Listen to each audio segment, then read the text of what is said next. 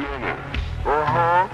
Stella, are you out there? Yes, I am. And Stella, are you listening to the world's famous? Yo, what's up, everybody? Welcome to another episode of Downtime with Downstar, episode 162. And today we are here with Dennis Caco of Max Boost. Dennis, what's up, brother? What's up? Glad to be here. It's an honor to be here, man. I appreciate it. Dude, thank you, man. I'm glad to sit here with you. I've been following your work ever since you've come back, and Nice. I've been interested in what you've been doing. And then since you sent us this nice care package, bro, I got a chance to check out the book, and I'm excited to hear the history of Max Boost. Oh yeah, no, there's definitely history there, and it. Like I said, I launched it way back in 1998. So you tell me where you want me to start. Well, let's first start off. If you could just give us a quick breakdown of who you are, what you do, and then we'll dive into the particulars of it. All right. Let's see. So, oh wow, that's an interesting question. Where would I start? Well, first and foremost, I guess I've been in the industry, in the tuner industry, since the early 90s. Uh-huh.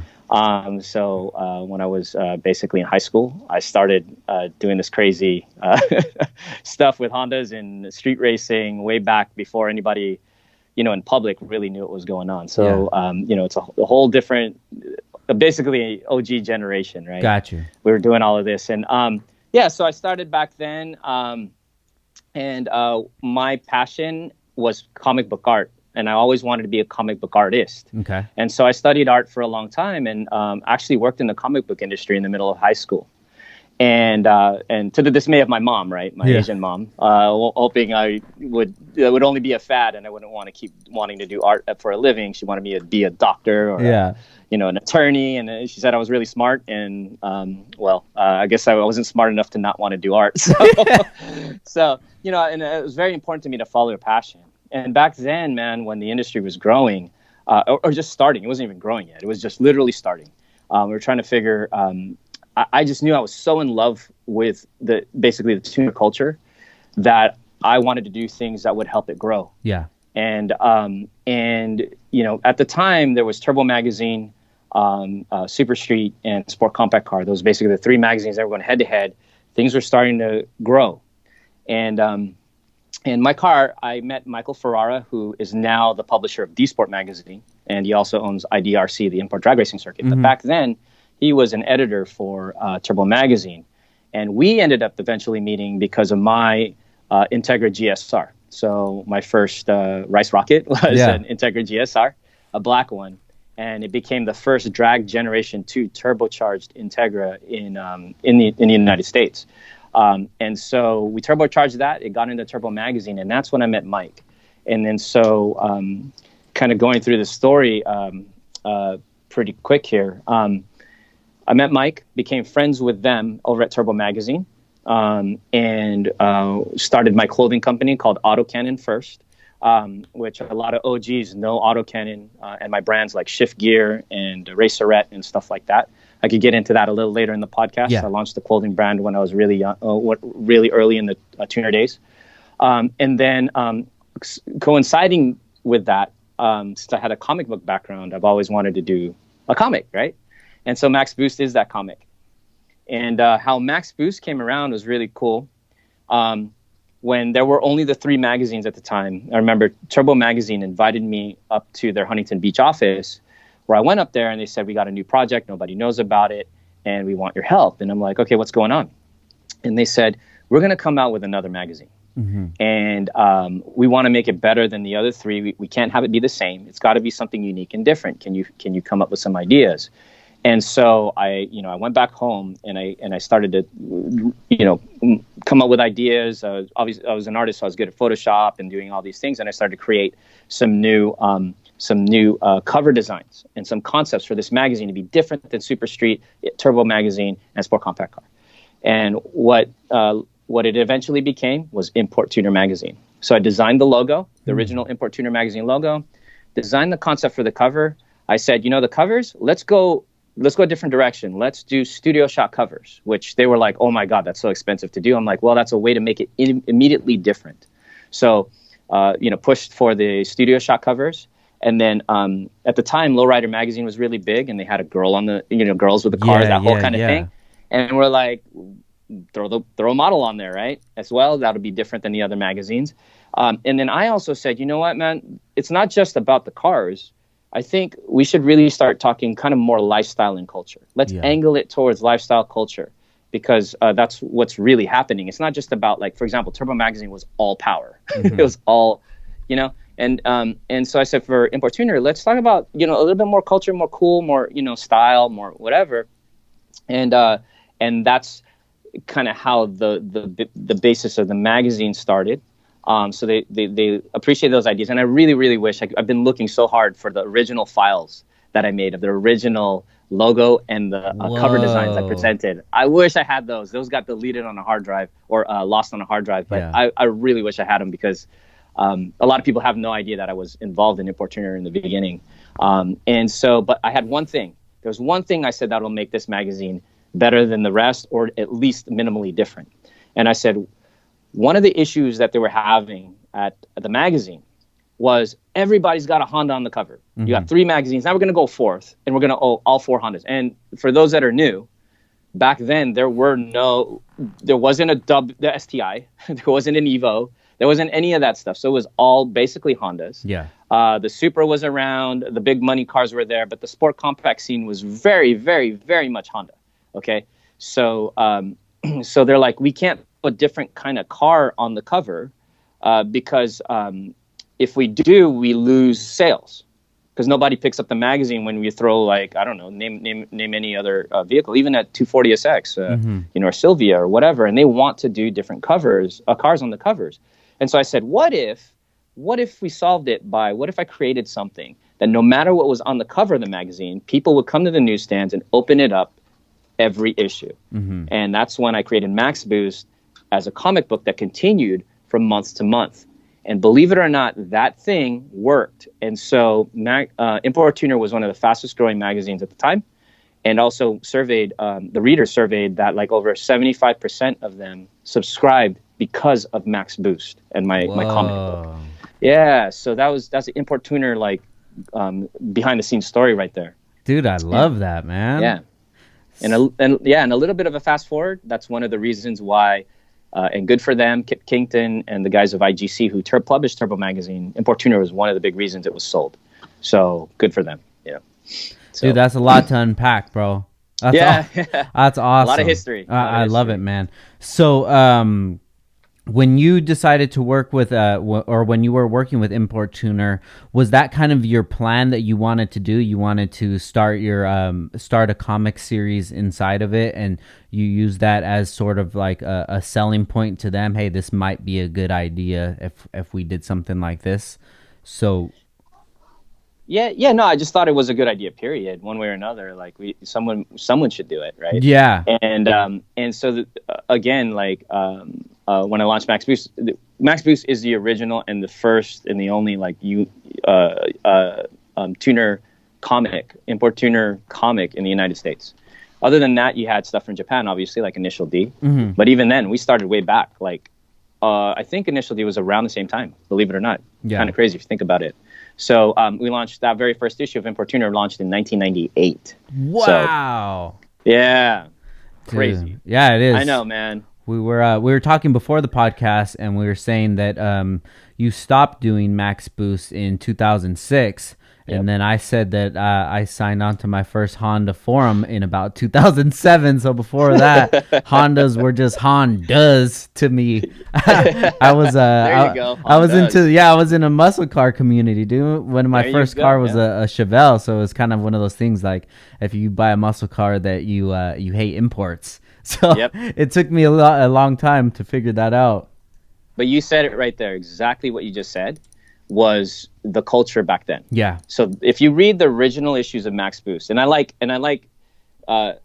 people love to read Max Boost because if you read it correctly, you see a snapshot into the industry from very early on in the culture. Got you. Sorry, I keep fingering this. Don't worry, you're good. We tried to turn off the notifications it's still coming. popping up on my phone. Don't worry about it. Sorry.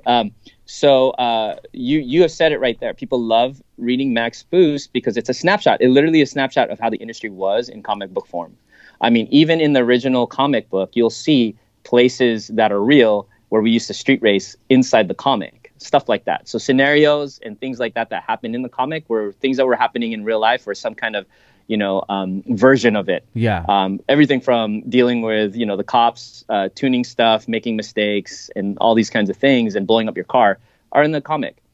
And so what you just said right now is a huge part of it. I don't think people realize that when we first started out with these Hondas, number one, zero respect, none. No one understood why anyone would soup up a Civic, have a loud exhaust on it. We were ridiculed, we were made fun of, we were picked on very early on, but we knew what we loved and we kept doing it. And we knew we can make them quick. It just took some time. But the guys who harassed us the most is exactly what you said. Yeah. All the V8 guys, 100%. I mean, we were a joke. Yeah. Right? And so there was this big divide. And if you look in the very first issue of Max Boost, in literally the very first episode, you see Max and Otto in love with Hondas, hoping to get an Integra Type R for his birthday as his first new car. And then the jock, Todd, the town jock and bully in Motorville, Todd drives a V8 Mustang. And he's been picking on them forever. And he's basically bullied on them forever. And all Max and Otto ever want to do is beat this guy in a race just one day. They're just that's all they want to do. And it's the guy you love to hate, this Todd guy in a red convertible V8 Mustang. And so, so some people that are new to Max Boost go, what's up with the hate with the V8s? And it's like, no, you don't understand. That was from before. But now the culture is very different. And that's a completely different conversation. But back then we were establishing ourselves and no one took us seriously. And people thought we were going to be a fad. Really, people thought Hondas were just going to go away and this whole thing would be done. And it didn't, obviously. So, yeah. So you taking that break from 2006 to, is it 16? To 2006 to about 2-3 years ago when we started to play with coming back on social and seeing if we had any fans at all that were out there. Yeah. Got you. I want to dive into the whole story, but I just want to get your point on this. So from you being in the community since the 90s, taking that hiatus and then coming back into it, what are some of the big surprises that you've noticed of the current community? Oh, man. Okay, that's a good question. This kind of goes a little bit segue, but so one of the things that is very different now than before, is that it's so much easier to build a car today. You go on Amazon or eBay, get your things, boom, you're done. Yeah. So many other people, so many of the OGs paved the way to make it easy for you to get parts. Back then, man, it was so hard. Just to get anything, we actually had to build so many of the things ourselves. Everything from engine mounts, motor swaps, all those kinds of things were nutty. That was crazy back then. Exhaust, my first exhaust was a Trust exhaust from Japan.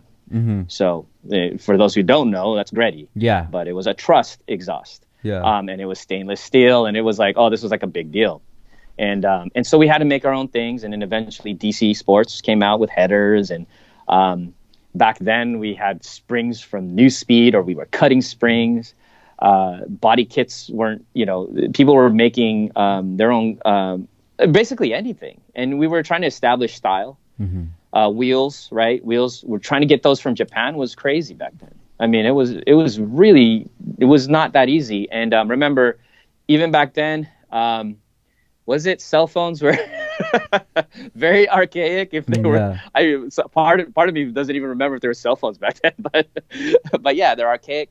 So how you got your information on where to get stuff was harder, right? You literally had to know somebody. And then what you had then was essentially racing teams and crowds and people just centered around a particular shop. Yeah.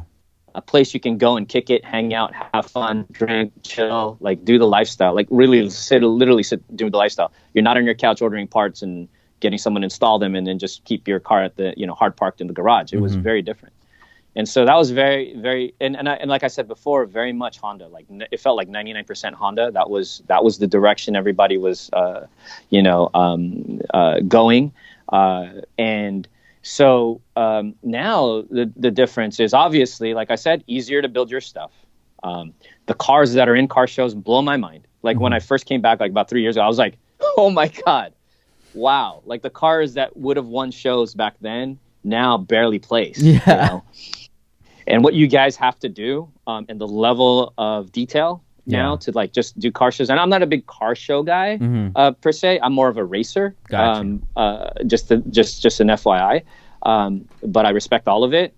But it blows my mind. Like what level of cars are now both on the race side, but definitely on the show side. And the other thing too is what we kind of said before. You got V8s and Hondas and all that stuff mixed now. Yeah. Not a problem at all. And everybody has a lot more respect for each other's builds. And then the other thing that I also noticed, Liberty Walk Ferraris and stuff like that were not a thing that you would have ever expected anywhere, anytime, any place back in the 90s, 2000, early 2000s. Yeah. So that's huge. Big money came into it somehow people had enough money to be, to start buying these crazy cars, NSXs and McLarens and all that stuff. Amazing. So the other big difference was back then your clout was actual rep. Like people had to know, like talked about you. People, you had a reputation for being something or someone, or people talked about that EG or that EK, and people knew about you, man. That was kind of crazy because there was no social media back then. Not really, right? So you actually had to develop, actually create your own clout, essentially. Versus today, you've got all the social media. You could post your same photo shoot like 20 days in a row. People will like that thing and then just move on. And then you could create 80,000 followers, and that's awesome. And but that's in your own hands. Back then, you had to earn your way into a magazine, and more importantly, on a cover. Yeah. So there was only 12 covers a year. Between 3 or 4 magazines, you only got about 40 to 60 shots, right, of getting it. And so when you got on a cover, that was a big deal. And that's what people were shooting for back then, versus now, I guess, is, likes and large following. That was what we tried to do. And those days are gone. So if you ever got on a cover of a magazine that's huge, you're going to be on a cover of mine. But dude, we'll talk about that later. We'll for sure. But the difference between then and now, man, that's one of the pieces. Definitely. So hopefully, so there's more, but there you go. Yeah. Are you familiar with the current the race community? Yeah. Which one? The Honda race community. Yeah. Well, are you talking about drag racing? Drag racing, yes. About drag racing. Takeovers. Just kidding. Drag racing. That's the other thing that's surprising. Sorry, I got to say that too. No, I got out of I started in drag racing. Just to give everybody kind of a quick synopsis. I went from street racing to drag racing. I like turning left and right, so I got into autocrossing. Okay. I went from autocrossing into track driving back before people were doing it. So I started to get on the track, and there's a whole story there. I was actually tracking an NSX. I bought an NSX. That was one of my things that I did back in the day with my success from Autocannon and Max Boost. And I had more track mileage on that NSX than I did street miles, I swear. So I tracked that. Then I went from being on the track. Once I was on the track, I never wanted to street race ever again. It was over, done. I was like, this is not interesting to me. And I like turning left and right. And I ended up becoming racing in the Honda Challenge Series with NASA Pro Racing. Ended up getting second in the championship and also Rookie of the Year in that first year that we did it. And kind of never looked back since then. I'm also right now currently one of the lead classroom NASA pro racing instructors for performance driving for the performance driving school division. And then I also did racing certification courses for getting people their racing licenses. So wheel to wheel. So I went deep. And so I'm completely into cars, and we're building cars, racing cars and all of that. So I'm more on like the performance side of things. But on the drag race side, I will say that, man, when I remember our first Battle of the Imports back in the day. And back when it was called AIRA. AIRA? Amateur Import Racing Association. Yeah, trippy, right? Wow. And I wish I still had the hat. So it wasn't even Battle of the Imports just yet, right? And so I remember back then, and we were watching the OG guys racing, and people trying to get into just the 12-second quarter miles. Yeah. And they said it was physically impossible to break a 12 back then. The VA guys were saying it's physically impossible to a front wheel drive to break a 12-second quarter mile. And they had numbers and all these reasons why it wouldn't happen. And of course, we were all trying to do it. And then now, oh my God, how amazing are these, dude? Like from back when Steph Papadakis built, his yellow CRX, the EK, the EK, excuse me, yeah, and then oh my God, I'm trying to go through my Rolodex of names. Obviously Bergenholtz and all those dudes. Bergenholtz with the CRX, who's also in the Max Boost comic, by the way. Oh, nice. So Steph and Ed Bergenholtz do make an appearance in Max Boost, and so those guys are obviously legends. And from that to seeing what's happening now, I'm not familiar with everybody and what they're doing, but some of those, like, what are they hitting? Like 8? Oh yeah, 9 normally aspirated. Yeah, I'm just like, it's like 8. What? Yeah, I think all motor, they're pretty deep into the 8s now. That's insane. And turbo that's another story. Like 8.5 with a turbo is not really that fast anymore. There's dudes that are like 8.0s, 7s. It's insane. The reason I bring up the race community is because I feel that that's what gained the respect for the Honda community in the overall spectrum of racing, is because you would have these Hondas go out to World Cup finals and just demolishing these domestics. These domestics popping wheelies, and Honda's just gone. That's not scaring us anymore, man. Yeah, 100%. So yes, absolutely. Props to all those guys that worked so hard trying to drop ET times at the drag strip. But yes, absolutely, 100%. That was basically the evolution of our fight and our between V8s and the front wheel drive bangers from the street just evolved onto the strip. And then at that point, like you're saying, it's kind of hard to deny 7-second passes or 8-second passes. Like, they're real. Like you can't fake a time slip, right? So then that respect definitely so props to you guys that have done that and have spent so much time and money to get us down into these down into the 7s, and insane. No, they definitely beautiful builds though. Yeah, and it's leaning towards that too. Guys like Jason Parks from FCS, I was gonna say FCS. Super fast car. Plus, it's extremely clean as well. It's beautiful. Yeah, beautiful. Like that. I love looking at that car. And I'm not into drag racing like that at that level, but I've obviously noticed that FCS Integ. Right. It's an Integra. The way the way they designed the front end with that little with the beak. Yeah. And then obviously the color, the wrap on it, or and then the level, and then of course the speed. And just the amount of dedication they put into those things. So yes, I follow those guys. They do, man. Big shout out to them. It's crazy to see the evolution come from back in the day. When Hondas were, if you beat a GT Mustang, that was something fast. That's Max Boost right there. I love it, man. So let's go ahead and dive.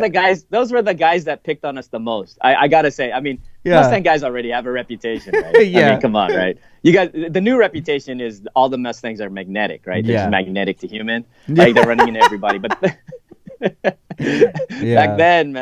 back then it was like, dude, can these guys just chill out, man? Mustang guys, I don't know why. And so of course I put my villain in a Mustang. Yeah. Right? They just have no chill. Very fitting. Very fitting. So, Dennis, we have so much to unpack here, dude. Let's go all the way to the beginning if we can. Where were you born and raised at? Oh, yeah, definitely. If you look on Max Boost Volume 1 on the car, you'll see a little flag. And that little flag is a Filipino flag. I was actually born in the Philippines, in Manila. Okay. And we were lucky enough that my dad was able to join the U.S. Navy to get us kind of out of there. So a lot of people that don't know, it is very hard to leave the Philippines to get into the United States. It is not as easy as some people might think. And you have to petition to get out and to come out here. And they only accept so many people every year. And so we were lucky that we were able to get on that. He got into the Navy, and from there we went to Japan. He was stationed in Japan at Yokosuka. Oh, okay. And so I actually lived in Japan more than I did in the Philippines, till I was about 5-6 years old. Okay. From there we moved went to the U.S. and I've lived in San Diego ever since. And I'm grateful that we got here, because I think a lot of the things in my life would have definitely been different if I was still in the Philippines. Oh yeah, definitely, man. So super grateful. So about 6 years old, you came to the U.S. Yep. Okay. So Yeah. what was your early life like? Early life, in school kind of thing, like early In like school, the hobbies, element? things that you were into. Yeah. So I always did art. I never really said this story, but I'll say one of the reasons why I think not only did I like art, but one of the reasons why I ended up doing it was I kind of grew up. I don't want to disrespect people that lived in a rough neighborhood, but I kind of had it a little rough. We were down here in San Diego, in Paradise Hills, East Side, and I got into fights all the time. Like I had to defend myself a lot, and I grew up in a rec center basically. While my parents had to work, my dad was out stationed, somewhere, Westpac, whatever, and my mom had to hustle. And so I was stuck in a rec center till like 6 or 7 p.m. every day as a kid, and I had to just, man, we were just a lot of dealing with a lot of things even when I was young. One thing that would stop everything was when I would sit down and draw. All the guys and kids and whatever would watch, and nobody be fighting. No one be picking on me or messing with me or trying to fight me. Oh my God, man. Like all that stuff would just stop. And I don't know why I'm remembering that story right now with you asking me that question, but that was, I think one of my things, or maybe not. I'm just really thinking about this right as I talk to you right now, that I realize that there is something about art that makes a difference, Yeah. And so I just remember bullying stopped, people would chill and watch me draw these incredibly big things. And I would draw Transformers and all this stuff. So, yeah, it's interesting. I'm even thinking about that right now. I got to really look at that and go, how did that turn into my, adulthood? But then from there, I've always pursued art, loved art, did pretty damn well in school, actually, which is why my mom was like, don't be an artist, go be whatever you want to be. I was getting straight A's. Gotcha. But I always knew art was going to be my thing. And one day I had this opportunity in high school. Someone drew on the board an opportunity to get into comic books by becoming a colorist. Call this number. And I remember not wanting to call that number. And my girlfriend at the time kind of pushed me to do it. And that's probably the thing that if I never called that number, I don't know if I'd be sitting here right now talking to you. Called the number, and I actually got the interview for that job. And I ended up getting the job at a company called In Color, which is here in San Diego, actually on Sereno Valley Road. Literally, we street raced right in front of it. Oh wow! Back in the day, yeah, right in front of that office that I first started coloring comic books in. And coloring, when I say coloring, was digitally colored on computer. They colored everything from all different brands of DC. She's done everything for everyone in that studio, and so was coloring from there. And I really realized I'm going to go in this comic book industry, like for sure. And I ended up meeting somebody there that became my comic book mentor named Nia Lam, who invited me to a studio in downtown San Diego on 5th Avenue in the middle of the Gaslamp Quarter, back when it was crappy and artists could afford to have a studio there, before the clubs and all that stuff. Gotcha. And he said, hey, basically took me under his wing. And I learned a lot about art through him. And he was working for comic book companies like Dark Horse and whatnot. Amazing, incredible artist.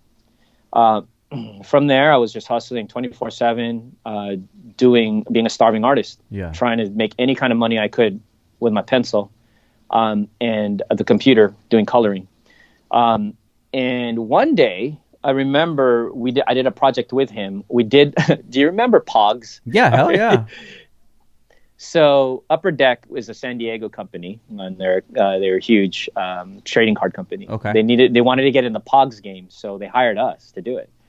And me and Nia did that job. And if I remember correctly, we did it, and it was a like a $10,000-$12,000 job for me and Nia, and we were teenagers. And somehow we got it. You were still in high school at this time?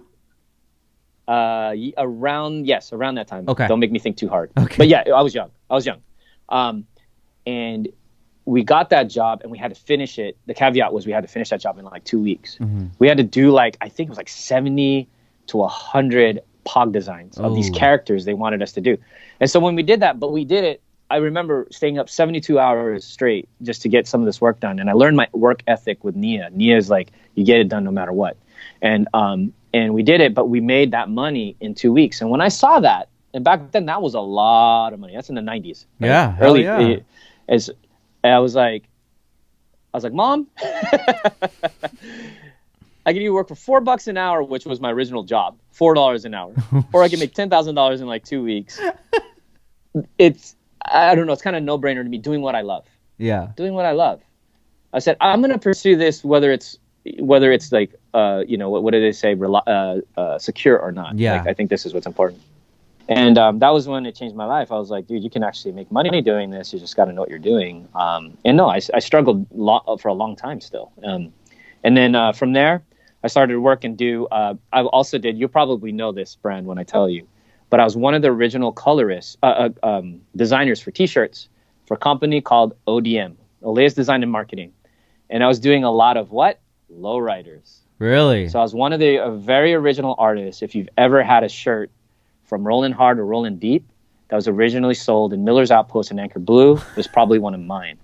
No way. So, yeah, I was doing a lot of those before I ever did tuning, the tuner shirts for my own brand, Autocannon. So that was me. So I had this talent. There was very few people in the United States that was doing this airbrushed look. It's so common now, but back then it was super hard. The computers were super slow, and it was very difficult to do those kinds of designs, much less print them. The technology for printing wasn't there back then to print like these elaborate, beautiful designs. Yeah. So these shirts sold like crazy. And and that culture, obviously, that lowrider culture was huge. Yeah. And that little company went from like nothing to like $15 million overnight. And it was like a 12 by 15 foot room is what that company was in. And then it just exploded and it became eventually a $100 million company one day. But I was like, dude, I want to do my own one, my own company one day. I'm not really into the lowrider scene. I appreciate it. It's crazy builds. You want to talk about crazy builds? You guys, those guys started it. Definitely. But I was like, I want to do something for tuner culture. No one was doing anything. And so when I launched my very first brand, I think it was it. That was a very. I actually started, and I only said this I think publicly once, but I actually started the brand called Zoom, ZUM, Zoom Speed. Okay. So I started out Zoom with a partner. I worked like a year and a half without getting paid anything, and then doing these T-shirts. But I believed in it. I said we got to do tuner culture shirts, and did it. And as soon as we started making money, I got kind of basically kicked out of the company. Oh, wow. My own brand.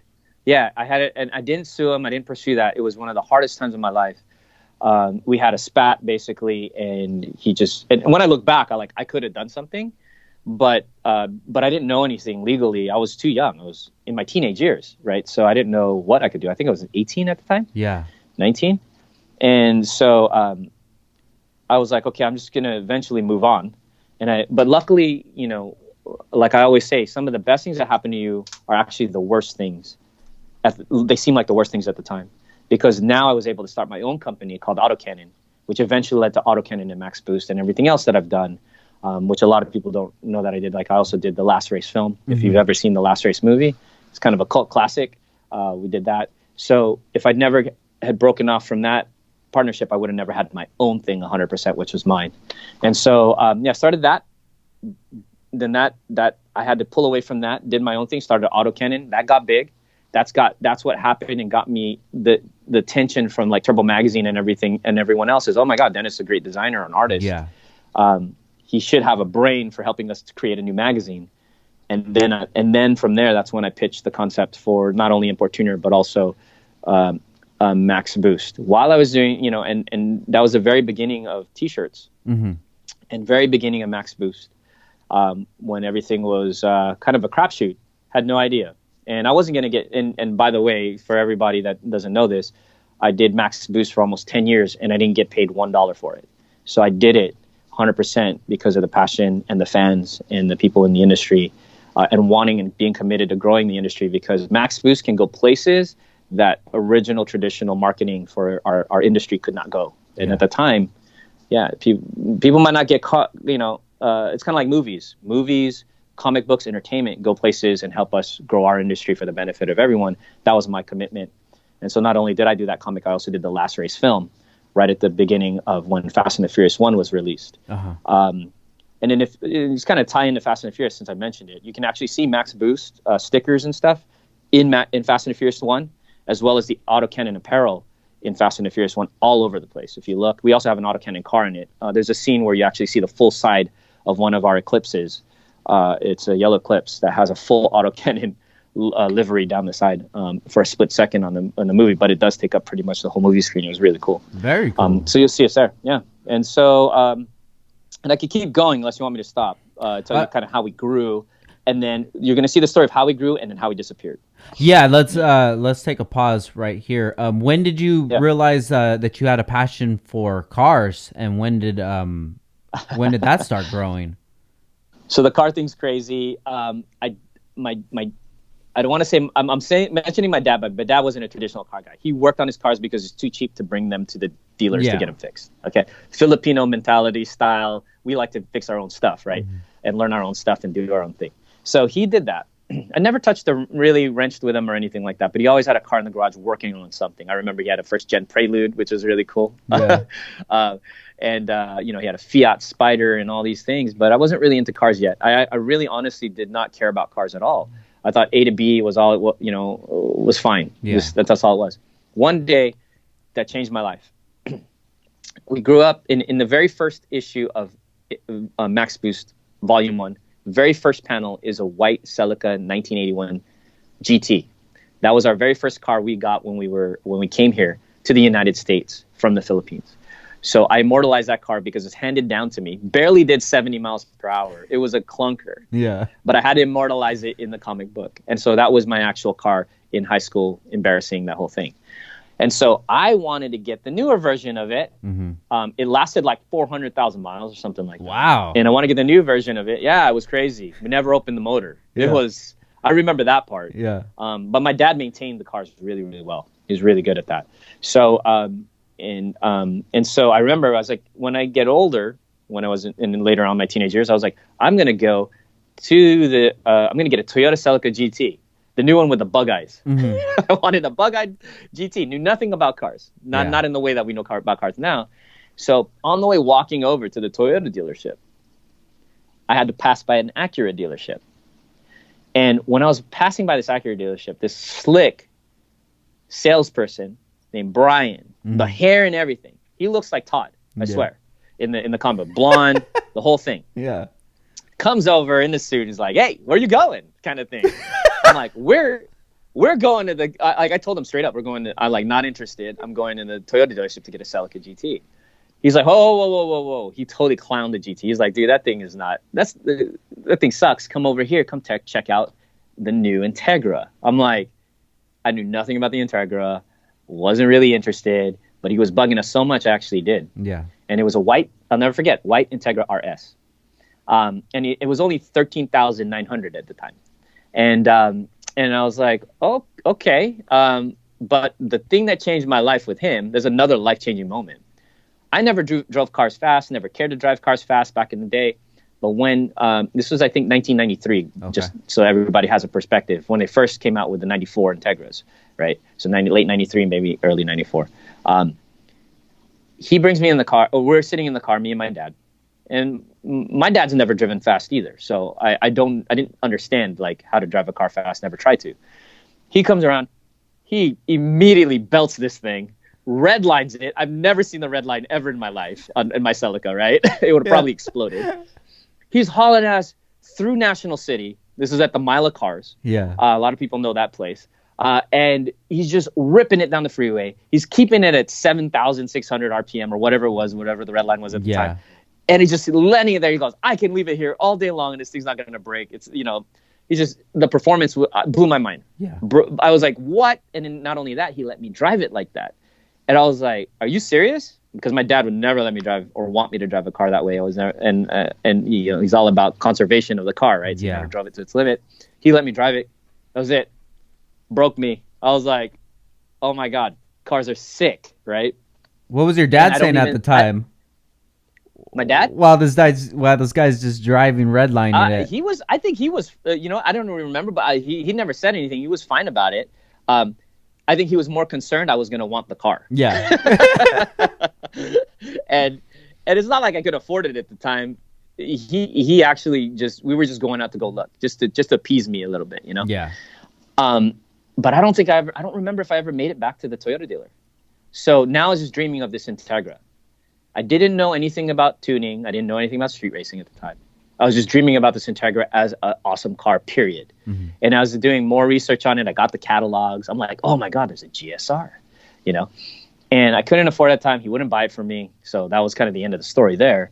But luckily, right around the corner, I ended up getting my first corporate art design job. And I was an assistant art director for Jostens Learning Corporation.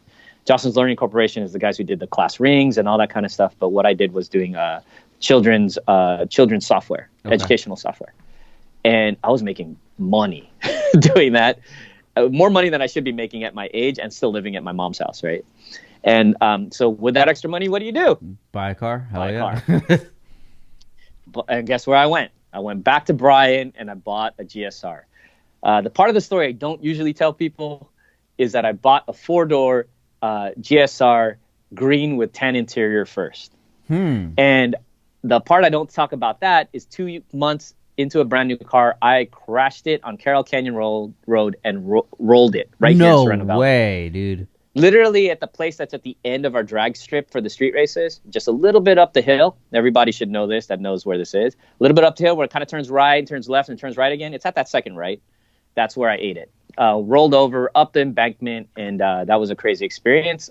Luckily, I wasn't hurt. I was about this far from dying because a big tree trunk kind of went through my backseat. Yeah. And I climbed out of the car super fast, by the way.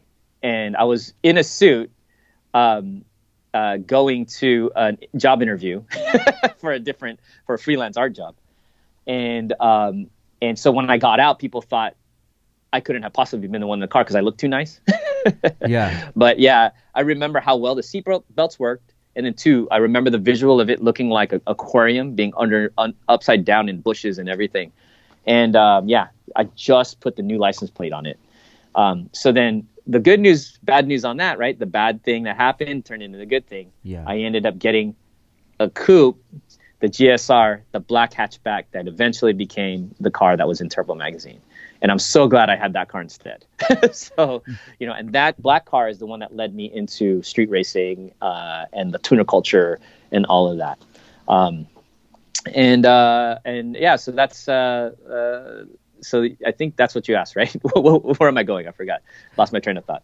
We're all over the place, man. But you've mentioned it a couple of times that bad situations turn into good ones. Do you always feel like that ends up happening with you, or is it just the way that you look at things? Well, I think if you look at a lot of things, right? Like, you can probably look into your own life, and if you just go back, sometimes the things that didn't pan out were the best things that happened, because otherwise these other things would have never happened. Yeah. Just look, like, it's just the way that a lot of things are. And at the time when you're, and I guess it's a little bit more self-motivational, but it's like, you never know what's planned for you. Yeah. And why things have to kind of go a certain way. And there's a lot of times that has happened, definitely in my life. That's the way I see it. And, I kind of like that better than you just got screwed. I feel you. Do you feel like things are planned out and you're living out your destiny? That's a great question. I think about stuff like that a lot, actually. I think, I don't know. There's a part where I go, I'm kind of on both sides, I really believe like you kind of have a future you're living into. Mm-hmm. That's kind of like waiting for you, And then there's also this part where I also feel like you get to make some choices that make a difference to how you get to play that movie, but it's the same movie, you know? So is it going to be an action adventure, romantic comedy? Is it going to be a whatever? But I really think that by the end of the day, kind of like when you're dead, the day you die, you lived your vision. That literally was it. Like whatever you thought it was going to be is not what it is. You came, you did, and that was all you got right there, right? So, and if I actually were able to answer that question 100%, I think I'd have the secret of life, right? Yeah. You know, but that's kind of my philosophy, how I see it is, you know, I take actions that myself know I should be doing, but I also believe that there's something always bigger, and I can't necessarily put my finger on that. And it could be lots of things. It could be God, universe, whatever, however you want to say it. But I always feel that there's more. There's more than just my thoughts and myself. And I don't know if I'm answering your question, but yeah, is there destiny? Not destiny? I don't know. But I do know the choices we make a difference. And how it goes is going to be the way it goes. I don't know if it matters. I don't know if that even is an answer. Have you noticed that intentions plays a big part in your decisions and how you accept the outcome of things? When you say intention, how do you define intention? Meaning, if you've come into something and you kind of have intentions of not so pure. I don't want to make it seem like bad intentions, but you know, there's sometimes an opportunity will pop up, and then you kind of think like, oh, well, this might not be the most honest thing to do, but it could help me get to this point a little quicker or something like that. Rather than, you know, you having your, you know, how I feel is if I always have a good intention with things, it makes me accept the outcome of certain issues or certain problems or whatever comes out of it, rather than having any regret. Man, I could have done things differently if I would have handled this situation in a certain way or what have you. Okay. Yeah, no, I kind of hear two different things with what you're saying. Number one, as far as regrets for what I could have done, because there's definitely things, if you ever look at anything, you can have always done them better, period, right? So kind of like some of the speakers and motivational speakers say, is like, you can never know how that would have played out, though. Yeah. Right? You never know. Hindsight's always 20/20, but it's not actually accurate because you have no idea if you did like make that call, or if you did that extra thing you thought you should have done, that maybe you would have made more money but died like right after because of the plane trip. The plane trip you had to do because you were so successful that people needed to see you at a TV show in New York, something like that. So you never know. So what I hear from what you're saying is, yes, I think put all your heart and soul into what you do. You know, that's the place for me, like where I would say that I would regret less is if I knew that I did everything that I could, you know, and when I say everything that I could, it doesn't mean everything you can possibly do, because that's sort of inhuman. Yeah. Right? You're always going to have more ideas and ability to execute, right? But it's more, in your heart of hearts that you gave it everything. And if it still didn't work out, awesome. You know, that to me, I can sleep at night knowing that. The other side of that coin is, also very clearly when you self-sabotage yourself. You know you had an opportunity and you kind of became lazy, sat on Netflix, screwed someone over, did something else. Like, you know that you shouldn't have done. Okay, that's different. Like, you know you could have done better. So if you just knew better then that's a different thing. But just because you have the other side of it, coming back to the other side, is just because I do everything that the best that I know how, doesn't necessarily mean I'm going to get that result. Doesn't necessarily promise me that I'm going to be on TV or be a millionaire or whatever. These aren't the things I want. I'm just saying that. Yeah. Just for other people, whatever that is, or get the car you want or whatever, or win a race, yada, yada. You just got to do the best. And so for me, I know when I know that I've got to this level that enough was enough. And if I didn't get it, I didn't get it. And if I did, I did. And then the other part where you're talking about intention, coming into something, like I believe, I'm just realizing that this is getting a very motivational part of motivational speaking kind of thing. But the word that I would use is authenticity, right? So always checking into authenticity is important. Like when you start to realize you're doing things for non-authentic reasons, when they don't feel right to you, or you think you're doing something, you know, you were talking about doing something to somebody else to further yourself, but hurt someone else.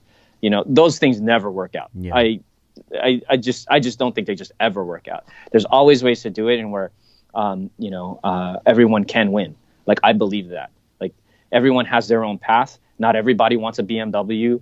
You know, like, you can do your thing, and everyone else can have theirs. It's like, that's the way that the world, that I see in terms of the way the world works. So I don't think you have to be inauthentic to try to get what you need. It's being true to yourself, being true to what you want, being, and being honest about that, and not doing things that, just being careful that you're not doing things that don't like really line up with you and your values, so whatever that may be. So yes, I think coming into something authentic is really important. If you don't love cars and you're trying to be about cars, doesn't work. Yeah. Like, people will see through that, if you're dishonest about, where you're at, like, people feel it, they see it. It's, sixth sense, whatever. Yeah. It doesn't help. Like, you're trying to be someone you're not. But basically, at the end of the day, trying to be someone you're not. That's kind of what I was hearing through you. And then coming through intentions on a project, yeah, even if I want to do a project well, I gotta know what's real for me in this project. Yeah. Like, who am I in this? Am I really doing this project for me, or am I doing it for the money? Yeah. Right? Yeah. That's a big one, right? And you're like, God, I need the money. But at the end of the day, what about a project where you do it for you and there's money? Yeah. And I think that harmony right there is a blessing. And if you can work for that and you find that and you go for that, then cool. And to go back to that original thing where we were talking about bad things that turn good, there's a lot of people right now that have, dreams about doing something different than the job they're stuck in right now. Mm-hmm. And the best thing that could possibly ever happen sometimes for some of these stories is they get fired or laid off. Yeah. And now you got nothing. So what do you do with nothing? It's almost the best position ever, because now you can pick anything you want.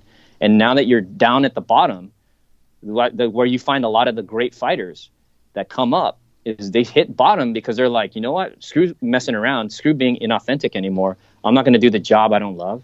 I'm going to do what I love. I'm going to make it happen. And then with that, my version of the word intention, like that intentionality, that driven focus, that like commitment, saying I'm going to be this in the world. I'm going to be a comic book artist. I'm going to be the best at this or whatever, because I know I'm destined for it. That's when you get a shot, Yeah. So anyways, yeah. I love it, Hopefully dude. this is what you're asking. No, definitely. I love it, man. And I love to tap into things like this. And especially just like what you said, people are going through hard times right now. And maybe they did lose their job. And what I really hope that people do is, don't get down on themselves and actually look at it as a sort of positive. Look, this life that I was set up for, what I was thinking it was going to be, I'm going into this career and this is where I'm going to end the rest of my life. It all got turned upside down, and maybe those companies aren't around anymore. They got laid off. So it's kind of putting people in an uncomfortable situation to figure out, like, man, that whole plan, the American dream, what I wanted to live, it just turned upside down in the matter of a couple months. So maybe it'll motivate some people to do some things that they've always wanted to do, create a t-shirt brand or do a different career or something, Yeah, 100%, man. So. And like I said, lemon's lemonade. Yeah, That we're talking about, right? definitely.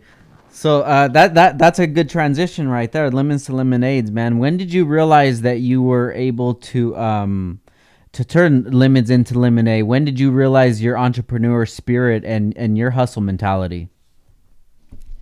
Oh, man. When did I realize that I had a hustle mentality? I think going back to just pursuing my dream in the comic book industry, that was a big wake-up call. Mm-hmm. Because it's like anybody that does anything like that, you're going to get a lot of rejection. You're going to get a lot of no's. And only the guys survive that really, really, really care, like really want to get in it. It's not for looky-loos, those kinds of things. And then with, Neil Lamb teaching me like the ethic of work. Got you. Like, do your work, follow through with your word, never be late, be on time, and make sure that whatever you promise you deliver, right? Mm-hmm. Just do that. And people will look at you really weird, right? They'll be like, oh my God, you're so special.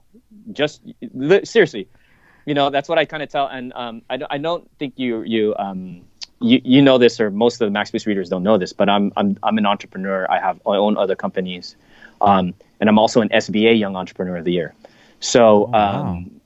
yeah, kind of crazy. And I don't want to go sideways over there. So I do speak at California International Business University. This is not my first rodeo. So when you're talking about how did I learn my hustle, I've been very entrepreneurial from the very beginning. And just like AutoCannon taught me a lot when I launched the t-shirt brand, we were in literally almost all the major department stores. We were selling in car dealerships throughout the United States. I'm in my early 20s, did my first $1 million in sales. Whoa. Before the internet. Whoa. Okay. So you think about that for a second. That's hard. Yeah. Way different than doing $1 million today. And it was a crazy hustle. Sold, I don't know how many t-shirts is that, doing millions, and ended up becoming official licensee for Toyota, Honda, Mitsubishi, Mazda, Subaru, like all those companies dealing directly with Japan. I went from selling t-shirts from my dad's van, Yeah, to having an office and a warehouse, 2 different locations, thousands of shirts, inventory, employees, the whole entire thing.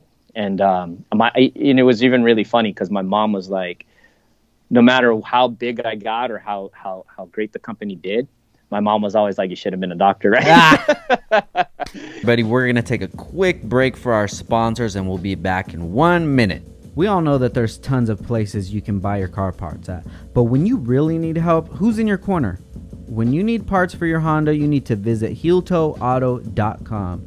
Since 2002, Heel-Toe has built a reputation for service and support. Let me repeat that, guys. Since 2002.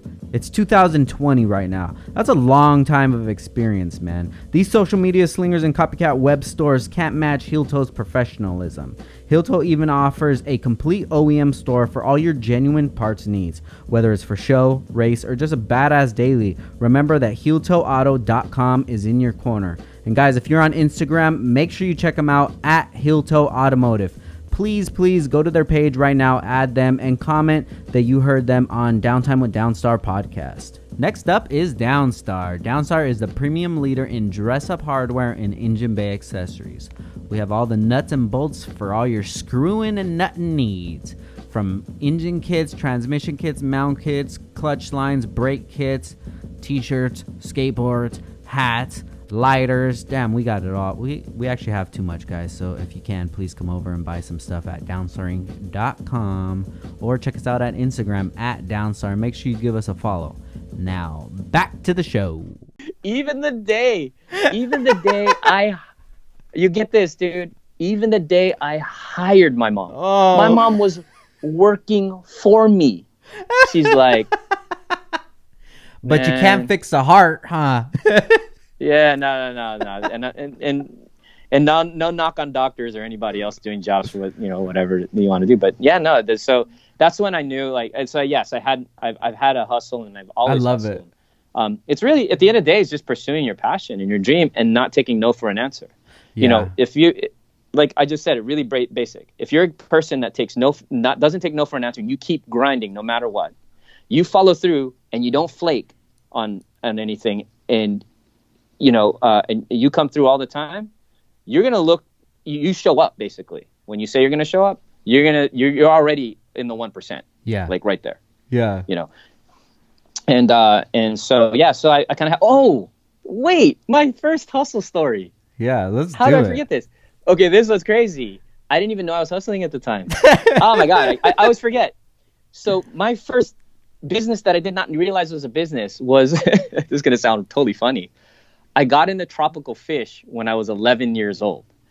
Okay. But I got in deeper than just an aquarium. What happened was I got into tropical. When I get into stuff, I get in deep. Yeah. You can kind of tell. So I got into fish. I'm like 10 years old, 11 years old. I started, and then all of a sudden I started getting interested, researching books, the whole entire thing. I started getting interested in breeding African cichlids. These are fish, right?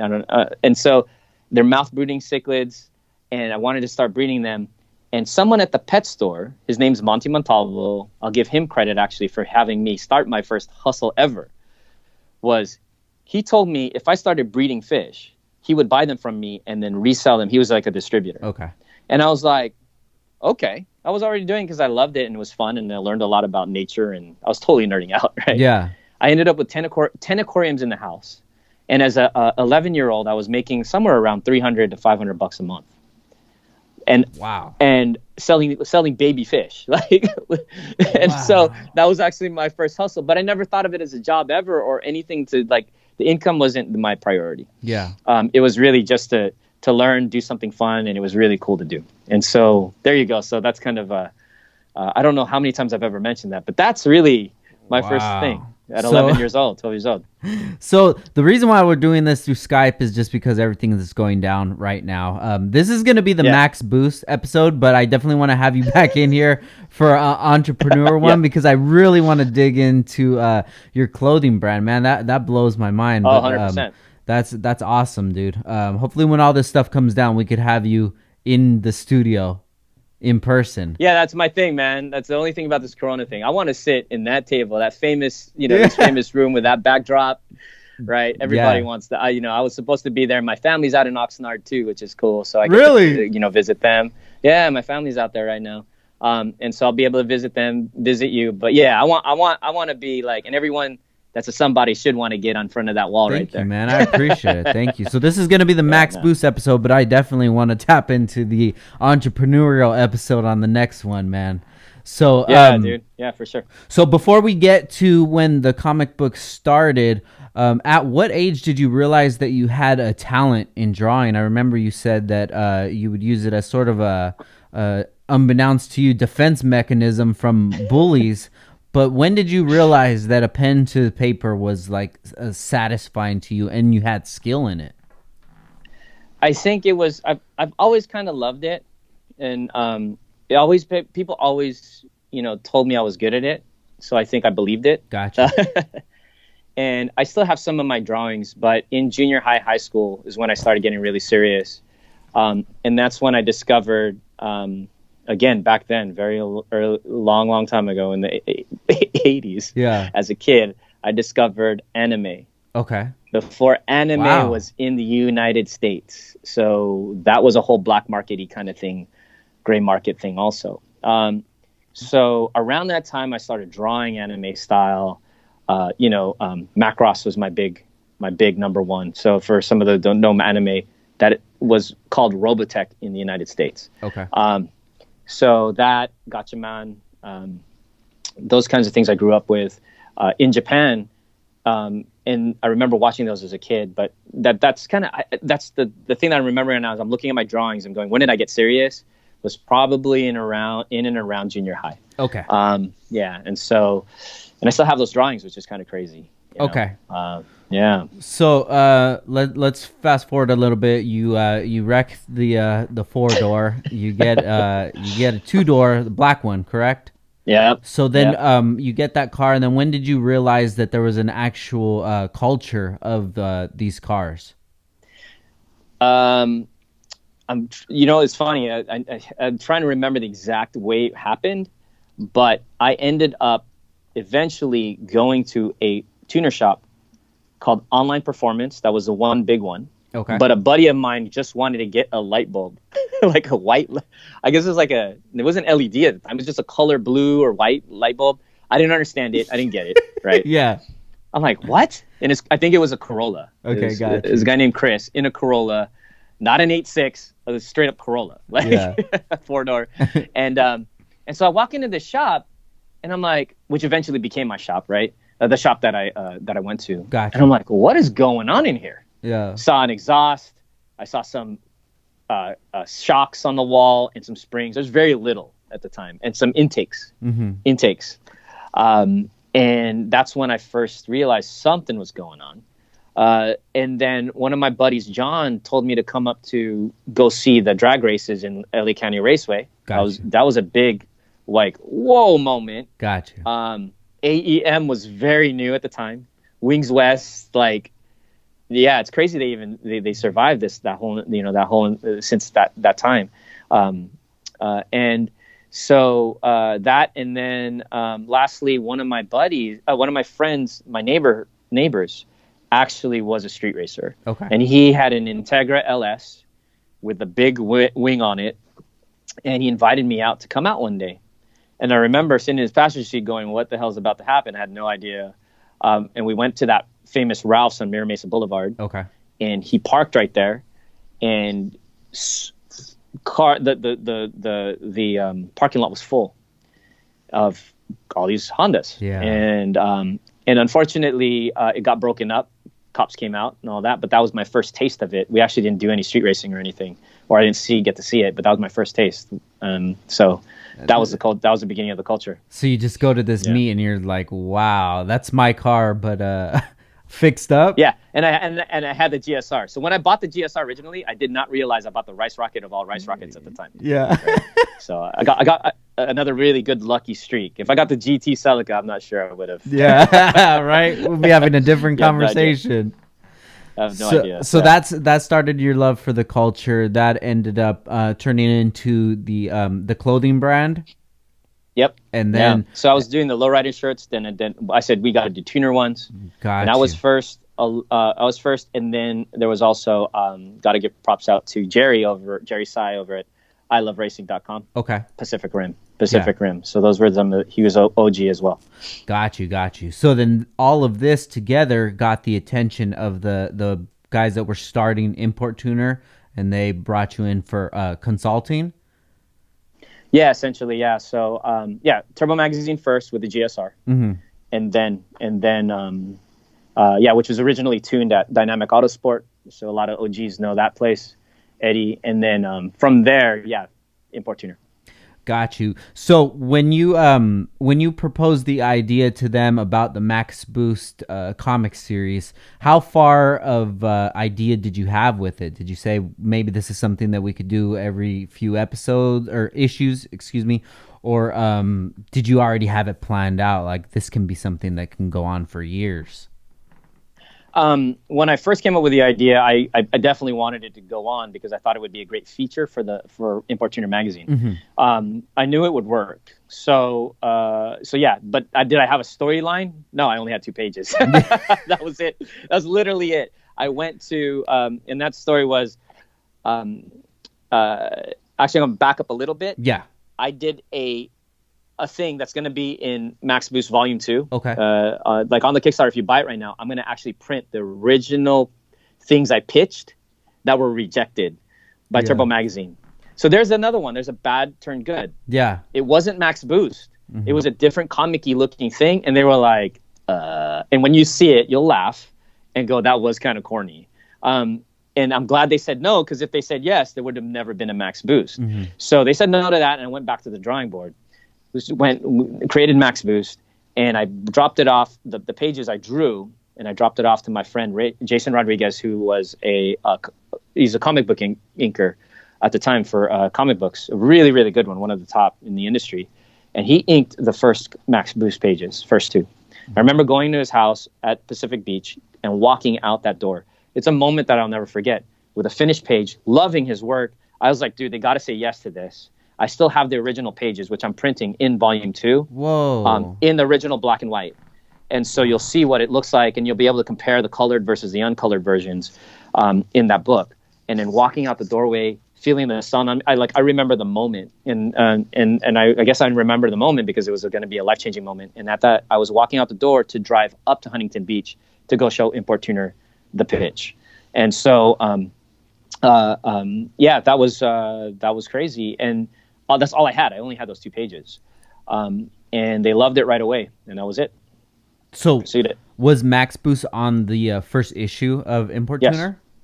Max Boost is definitely, it was on the first issue all the way through the first 8 years, basically. Almost a decade. So when you finally got that locked in, what was that feeling like? Oh, it was awesome. I mean, I think it was just fun. Back then, the industry was like so new. Mm-hmm. And so anything, I just wanted to do things to help support the industry and do something no one's ever done before.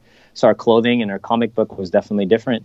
And so it was one of those things where it was more play than anything. Yeah. And we were having a great time making a difference, car shows and all that. So yeah, so it was definitely just just straight up passion. So say when the second and third issues came out, did you have an idea of where you wanted this story to go? Yeah. I started to have an idea, but I was kind of making it up on the way, Gotcha. to be honest, and I kind of work good on the fly. Mm-hmm. So, but yeah, when you said, something you made me think about when you said second, third, fourth issue, that famous second issue of a lot of people that know Import Tuner with Francine D on it, and that blue EK, Feels EK. Oh my God, name's slipping my mind right now. But that issue, I just remember like about third issue or so, fourth Mm-hmm. issue, I started to realize, wait a second, people are starting to like Max Boost, like started to get fans, and that was pretty cool. How did you realize that? Just being at a show, being around, just going to meets, like people would talk about it, and I tried to hide myself from it. I didn't, back then, like if I didn't put myself in the magazine or my face or anything like that. I didn't get popular like a lot of the other guys. I really tried to stay away. I'm more introverted than most people think, and I don't want the fame. Yeah. But I love the fact that so many people were talking about Max Boost, and then also we were also getting a lot of fan mail, legit, like actual in an envelope, like sent with a stamp. No way. Crazy, dude. I've still got that stuff we saved it all, and you'll see some of it. It's insane, like what people used to say. And even just the other day, now in social, we get fan mail in messages and people telling us they're happy that Max Boost is back and the difference it made to them back in the day in the industry when we first came out, and how Max Boost was for some people like the reason they got into cars when they were younger. So just give you kind of an example, like a lot of guys that were into tuning had younger brothers that couldn't do what their brothers were doing because they don't have a driver's license, obviously, but they were able to pick up the magazines. So the magazines were really cool. So the kids were able to enjoy that. And then Max Boost, they were able to read. And so even though they were young, they were able to read Max Boost and they loved it. And obviously the older cats did too. But we'd see people like that just come back and go, man, like you were the reason I got into cars or whatnot. I'm like, not me, it's Max Boost, right? Like I was at the Honda, if you knew this, but I was sketching live for 2 days at the Honda booth at SEMA. That was a huge honor to be that was, the Honda booth. Pro Jason was actually talking about that on one of the last episodes that we did with him. Yeah, so that's where I met met Honda Pro Jason. But that was so sick, dude. And I'm in the background working on with Honda directly with some other projects. Very cool. And some things that are going on. But just being there, some guys come up to me from San Francisco. They're like, "Yo, you're Dennis from Max Boost. I got to shake your hand." Why? It's because of you, I got into cars. And then now we have our own tuning shop in San Francisco. And I'm like, dude, that makes my day. That kind of thing, And so one of the big ones is I actually, one of my earlier fans that I ended up meeting once I came back on Instagram a couple years ago, was actually Nick Hogan, Hulk Hogan's son. Oh, we really? Connected. I'm like, bro, would you like to meet? And I was like, let's meet. So we actually met up together, and he just went into like how deep he loved Max Boost and autocannon. Yeah. And I really appreciated him for that. And I actually haven't stayed in touch with him. I need to reach out. But yeah, he's still on Instagram, man. You should hit him up. He's a good dude, man. Shout out to Nick Hogan for sure. Yeah. And he has a photo of him in an autocannon shirt with his dad, Hulk Hogan, right? And the Supra. And he's just like, he was so blown away. And I really just appreciated meeting Nick. So just stuff like that. Those stories really make my day. And as an artist, those are the kinds of things that I love to hear, that something that I do makes a difference. Yeah, no, definitely, man. So as you're growing your career with Import Tuner, Max Boost is growing. Are you still feeding your import side, going to races and things like that? Oh, yeah. So that's when I said earlier, like I went through drag racing to autocrossing to... Yeah, and so started off with drag racing. I actually won my bracket at Battle of the Imports, which was kind of crazy. That was really fun to win. Very cool. And then I just kind of had a knack for driving. So got into autocrossing, did pretty well there. And then eventually so I had enough success at autocannon to buy an NSX, right? And so I had my Integra GSR. I had a daily driver Acura CL Type S. And can you see the theme here? Yeah. Hondas. And I did everything that I could to get this NSX, and I got it. I had an NSX in my early 20s, back when it was crazy. Wow. And more importantly, what I learned from that once I got the NSX was I ended up finding out that there's like a club, an NSX club, California, and they take their NSXs to racetracks. No, we weren't really doing that yet as to tuner culture. Not so much. There's like some OGs, but very little people are taking cars out to the track like they do today. And so I was like, what? You could drive I had no idea you could drive on a racetrack. All you need is a helmet and a car. And I was, here I am thinking I'm the king of street racers. Yeah. I had no idea you could actually do real racing. And so went out to a real racetrack, found out I sucked at driving, thinking I was awesome. I got my ass handed to me by a Civic, an RSX, and every other car you could possibly think of. And that was another groundbreaking moment. I remember standing there at the middle of Pahrump, Nevada, Spring Mountain Raceway. I was with Dolly Racing, and I just remember going, I can't believe I'm that slow. Yeah. Here I am on the street racing side, just smashing it, drag racing and everything. And I come out to the track. And I remember that moment where my ego was getting checked. I was like, I either can go back to my street racing days, street racing, and be a big fish in a small pond there, or I can humble up, eat some humble pie, and like learn how to actually drive. And trust me, I was embarrassed, man. I was in an NSX, right? And so and I made the decision to learn how to drive, and then which led to everything else. Then I started to drive. My first instructor was from Driving Concepts International, David Misi. He was a Playboy photographer for 25 years and a driving instructor. Wow. So I was like, that's kind of awesome. You check him out on Instagram, by the way. He has a pretty cool Instagram. Oh, you got to send that to me. All his work. But yeah, from there I realized I didn't know how to drive, and I learned. And so fast forward through all of that, went back autocrossing again after driving on the track. I had my dad had a Porsche Boxster S, and I took that car and I brought it to the autocrosses at the Porsche Club events, 3 first places with a completely stock Boxster S. And I was like, never autocrossing again. Basically, went back to the track, did wheel-to-wheel racing, Honda Challenge Series, and 25 hours of Thunderhill in the Endless EG. That was a crazy, crazy race. Won some stuff, pretty cool. And I love wheel-to-wheel racing. So that's the real legit stuff. Like Gotcha. I try to get people to get out to that. It's mind-blowing, changes your life. And so, race the Honda Challenge Series in a class, in H1 class, where you could actually modify the motors. I didn't modify mine at all. It was straight from a straight-up B18 C5. No mods, just an intake exhaust header. Everyone else had freaking valves, cams, blah, blah, blah, blah, blah, blah. And we ended up second in the championship. Wow. About 30 wheel horsepower down everyone else. And then also Rookie of the Year. So, and that was kind of the beginning of the whole track thing. And now it's like all track. I love driving. So now, one thing that you did bring up was your ego check. Oh yeah. Now, when you realized that and went through that, did you notice that played a beneficial part in other aspects of your life, being able to keep your ego on check? Yeah, man. I mean, it's pretty obvious, right? Like when we talk about ego is in a bad way, it's just the thing that keeps us from tries to keep.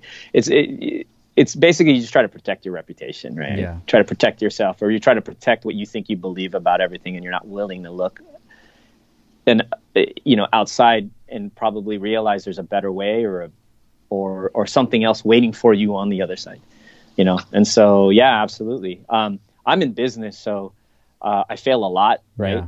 Now, you got your own business, so you understand. It's not all peaches and cream every month, and you don't have to steady anything. Like, yeah. Everyone's learning this right now in the middle of all this Corona stuff. What you believed is not. So for me, when I think about like I had to check my ego, is because I wanted everything to kind of stay there, like stay right there. I wanted to believe this about me, and I didn't want anything to challenge that. But you know what, man? You start to get to the place where you start to realize the successful people in life, check it at the door. Yeah. Check your ego at the door, and they're willing to learn, willing to do something different, willing to go, you know what? I don't got it all figured out. Because the moment you think you got it figured out, You don't. Yeah, no, definitely. It's definitely a tough lesson to learn, but a very beneficial one to learn as well. Yeah. About Sorry if I don't know if I sound preachy or not. I'm just, I just love talking dude, about I this kind love of it thing. all, man. Yeah. I love Yeah. it. Um, Yeah. it gets like that sometimes. You know, when you're Yeah. passionate about something, it shows, and some people it'll come off as preachy, but Yeah. they just haven't been down that journey of their life to be able to understand the things that you're talking about. You know, especially Mm. with the whole ego stuff. You know, I've went through that with myself. You know, I pictured myself in a certain light, and I thought that everybody else looked at me in that light. But when you get that ego check, that makes you reevaluate things. But when you do reevaluate things, it makes growing a lot easier because you're not worried about that persona that you had or that ego or what is this person going to say about it. And a lot of the stuff that I like to do now is I like to highlight my failures and where I came up Yep. short rather than my victories that I've had, because that's what's long lasting. You know, when you come out with something, you come out with max boost the number 5, right? Once that's done, you're on to number 6 and number 7 because those are already a victory. But, you know, when Max Boost 17 came out and there was, you know, a mix up, something spelled wrong or something was wrong, that sits with you, you know? Yeah. No, yeah, which is great. Yeah, exactly what you're saying. I definitely have some failures, and we're going to talk about those because we're going to get to that arc where it goes, how did I disappear? Like, Yeah. you know, what happened, right? But yeah, no, absolutely. Your failures are the things that people really relate to. I mean, I hope I'm not sitting here, you know, nor I think you too. I mean, they know, we're not trying to sit here and say we're the best of anything. Like, I'm really here to just hopefully, and I appreciate being here, bottom line, and anyone that's still listening, that I really, if I can make a difference to anybody that has them. My passion is that you pursue yours. Yeah. So like, I love that. So if I have to look funny, silly, whatever, so that you get your dream, cool. That's what it is. Yeah. And if you can learn from whatever I've learned from my mistakes, great. And I'm totally open about that. I agree with that 100%, man. So the reason that I asked you about you going out racing and things like that, did that ever bleed into Max Boost? I know that you said you had Ed Bergenholtz and Papadakis featured in here. Were some of the storylines parallel with what was going on with reality? Yeah, man. Like, I think one of the things that's kind of funny in Max Boost is, I did get in trouble a lot, right? So, man, I was part of Ground Zero Racing, street racing crew. Just saying that alone, for anybody who knows GZR, knows that there's trouble already. There's things I probably will never say ever, I think, honestly. And I'm just glad I came out alive and everything's good. Did some really stupid stuff. But yeah, man, inside the comic, there are definitely some things that I make fun of that are reflections of things that I had to go through. And some of it, I guess I'll say it, is just the stuff with the cops, right? So there is a cop in there. He's running around Motorville and harassing basically Max and, you know, and all of that. And so a lot of that stuff is very, you know, is what do you call that? Is inspired. Yeah. Got it. Here's the other thing I got to say too is I'm actually changing the comic because I actually made the cop by suggestion from one of my friends that I didn't realize could be such a political statement. He's actually a pig character, like a literal pig. In Max Boost, it's kind of more fantastical world. So there's like a praying mantis that is on the shoulder of Papa Wheelie. Gorilla, there's a gorilla, his name is Wrench. He actually works on cars. Yeah. You know, all that kind of stuff. So there's kind of that. And then the cop was actually a pig. Mm-hmm. I had no idea when I first created that, what that actually meant. You know, I thought it was just kind of funny. And now if I were to do it today, of course, I don't think I would cross that line. But back then, no hate mail. No one told me anything. Everyone thought it was funny. And I got to tell you, like, when I picked up the comic again to read it after so many years I've been gone, I went, oh, whoa, I wonder how people would think about this now. And I still haven't got any hate mail or anybody thinking it was inappropriate. But I do want to actually change it, which I think is interesting. I mean, but I will say, like, going back, what's funny is a guy named Phil. He said, you should make the cop a pig. Mm-hmm. Long story short, he was a part of my Ground Zero racing crew. He ends up becoming a CHP. Oh, shit. Motorcycle cop. And I saw him about 3 months ago, and I go, dude, is this still okay? He's like, bro, that's funny. And all his co-officers or his friends would totally laugh at that. Yeah. And I'm like, are you sure? Because I'm like thinking I should take it out. But I also like, there's something also that's kind of like endearing about it. Definitely. You know? But it's a touchy thing. And so with Volume 1 and Volume 2, that those printings may be the last time I'm ever printing them with the cop in that form. Gotcha. So I may actually change it with reprintings later. If you look in Instagram, I believe I've already started changing it. Taking away from being like taking the nose off. So anyways, so those interactions with that pig cop guy has some similarities to a lot of things that I got pulled over for. Got you. Yeah, I mean, a lot of the stuff that went down in the early 2000s, late 90s, it wouldn't go down to this day. But, that's some of the nostalgia about reading something from that time, is it takes you back into those times where things were less political and you kind of didn't have to worry about what you would say. And two, there's two ways of looking at things as well. It's a very good progression of the way that we've changed things, because most police officers aren't like the pig character. They're just, and most of them that I've ever met, that they're just regular guys, and this is what their job is, and this is what they do. And how I look at it is, look, their job is to catch me, and my job is to not get caught. So if I get caught, it's my fault. They're doing their job better than I'm doing my job, but I don't think you'll get any hate mail or anything like that, especially not in our demographic. Yeah, and if anybody's listening right now, just like nothing in Max Boost is meant to be insulting. It's comedy. No, I don't action comedy would be the genre.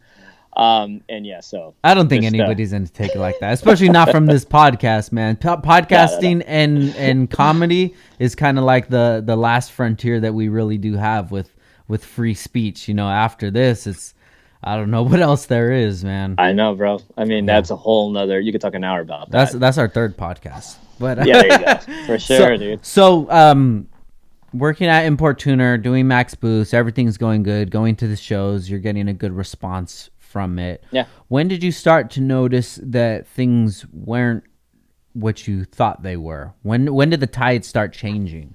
When did I blow up, essentially, and disappear? Yeah. All right. So this is the story for Max Boost, and a lot of people that are maybe have not. This will be a new story for a lot of people, right? So a lot of people never knew what happened to Max Boost. Well, Max Boost was blowing up.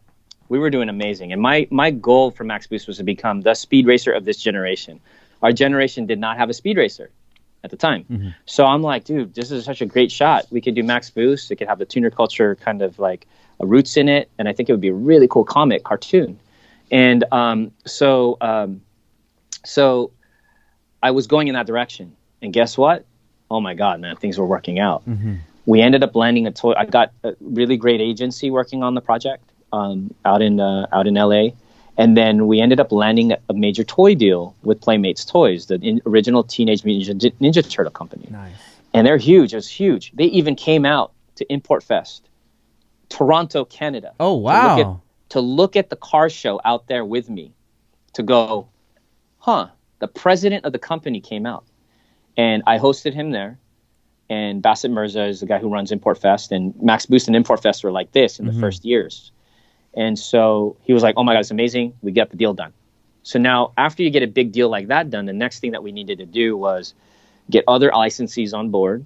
So we had a video game company ready to take the video game, apparel, all this stuff. We're going to turn this thing into Mickey Mouse, right? Yeah. But the biggest thing that was left was a Saturday morning cartoon.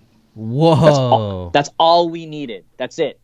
We were showing the Max Boost toys, which are awesome, and I'm glad I still own some of those prototypes, at the Javits Center in New York in the New York Toy Fair. We did it for 2 seasons. Target and Walmart wanted the toys, the biggest retailers at the time. So toy retailers, they're like, all we need, Saturday morning cartoon, we'll put in an order. So okay, so who do we do? We start hitting everybody up, and guess who responds? Warner Brothers. Whoa. Warner Brothers was the most interested. And I remember doing that interview, the meeting. So we had to have a pitch meeting. So you do the pitch, got to meet, and our pitch man. And a lot of times you get it when you do a pitch to a network. You don't want to be some guy that nobody knows, Dennis Caco. You need to have someone attached to the project that they know or that they respect, and that's why, that's how that industry works. And so I had my agency, but we needed one more person, and that other person was a guy named Reggie Hudland. Reggie Hudland is a guy who created Boondocks.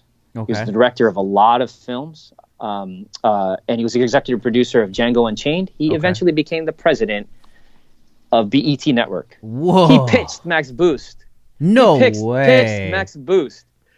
And I was like, and I'll tell you a funny story, was when I saw him come into the room, I'm in a suit, right? Yeah. Because the biggest pitch of my life. He walks in, he looked like he just came from the Bahamas. He was wearing a white, like those linen, shirts. He looked like he came off an airplane, dude. Yeah. With sandals and everything. I looked at my agent. I'm like, you sure? And he's like, dude, he's got it. Don't worry. Anyways, he did. He knocked it out of the park. Basically called an in-room buy. The next day, my agent calls me and goes, they're in. I'm like, whoa. Oh, whoa. Now, all the licensees are excited. We got all these big companies ready for Max Boosted launch. Get this one deal done, right?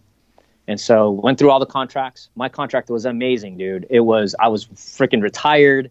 Like I was able to keep a lot of rights and merchandising percentages and all these things. Like the whole businessy side of it was handled. And so I was ready to go 1 week before that deal was signed. 2 years in the making of this whole entire thing. Hustle. Like it was everyday hustle for 2 years. 1 week before the deal got signed, the guy on the inside of Warner Brothers, John Hardman, got fired out of nowhere. Whoa. And with that, my deal was done.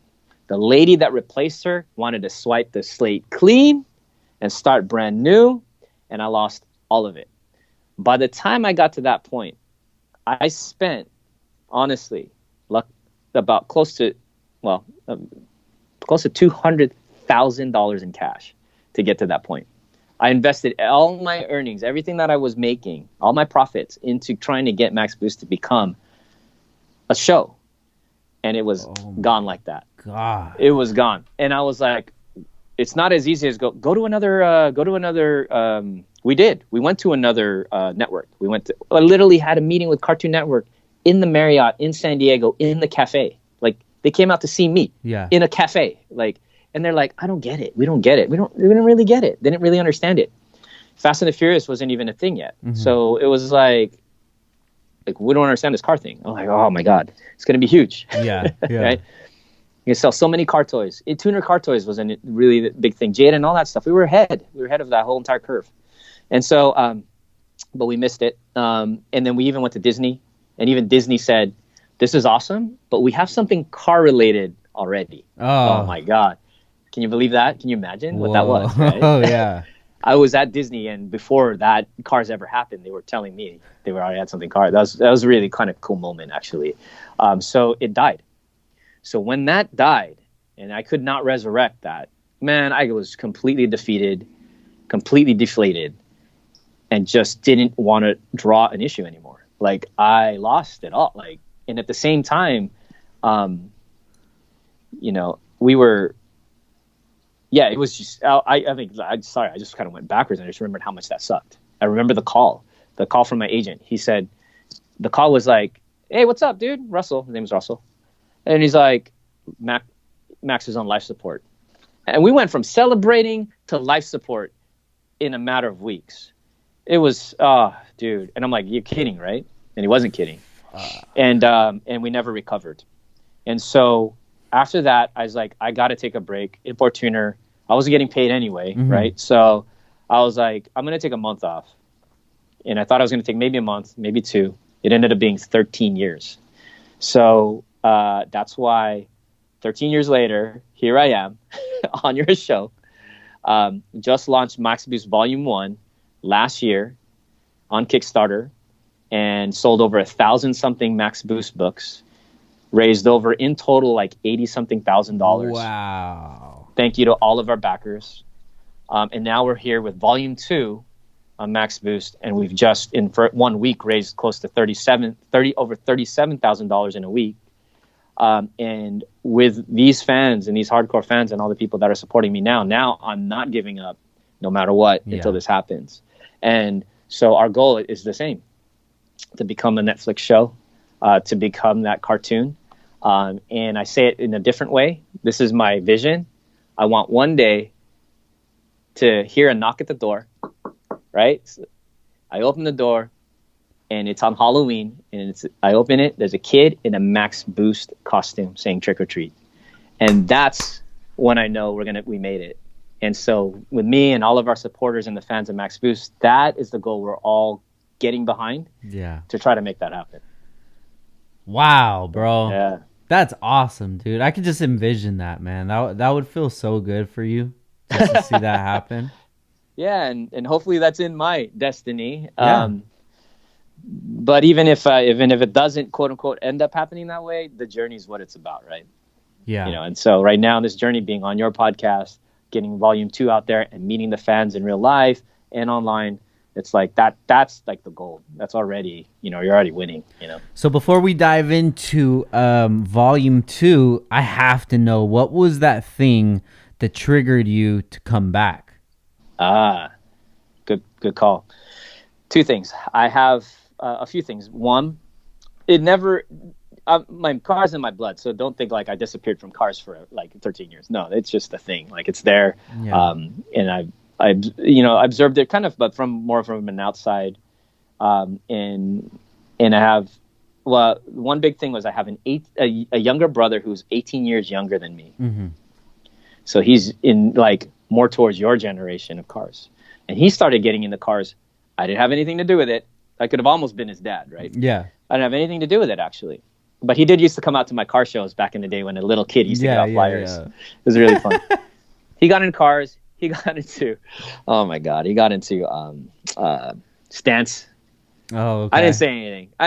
Yeah. I just left. I'm a function guy, right? And I don't got a problem with whatever you love. But I was like, all right. So he got in stance. But one day, he finally goes, I think I'm going to build a function car. And I'm like, all right, now I'm listening. And so he had Honda's, Lexus, BMW for stance. Yeah. And then he ends up getting a Civic Si, FA5, Mm-hmm. FB6. Oh, well, we had both anyways.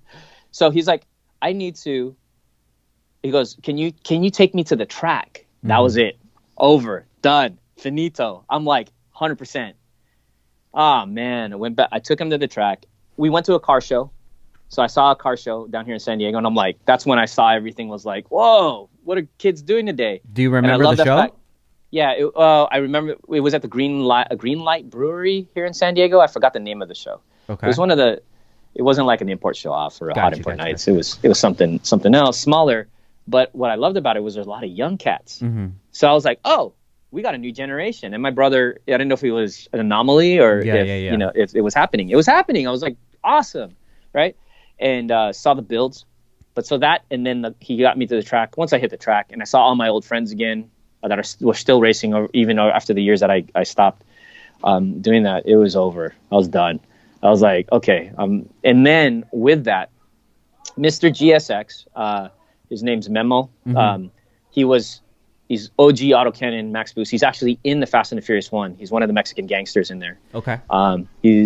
He's behind Vin Diesel in that famous, first race between him and Paul Walker. Yeah. He's literally right there in an autocannon t-shirt. Oh, sick. Yeah, it's dope. So Memo also said, dude, we got to bring Max Boost back. So he helped me get the Instagram on, and he helped me, get that whole thing rolling. He inspired me to go. And so he pushed me. And he was very much a pivotal part of getting Max Boost up. So so check him out, Mr. GSX, on Instagram. But so him, and then the third part was I think just being at the racetrack again, like I said, with my friends, Sam Rothschild, who was a part of my original crew. He let me drive his the championship-winning CRX that he had, and got in a real race car again, and it was like. And it was over and then all my friends, all my family, like everybody's like, bring it back. But the biggest, I think, at the end of the day was the fact that fans were still there. Mm-hmm. And they're like, yes, bring it back. On Instagram, you could see it like, oh my God, I haven't seen this in years. And people were flipping out. Yeah. And I love that. And I was like, dude, I got to bring it back. And, and I knew I quit before, and it was unfinished business. Yeah. Totally unfinished business. And now I'm so deep in it. It's like the flip opposite. I'm deeper in it than I've ever been now. Now, since you've come back, have you met a lot of new people that have come up in the industry when you were away?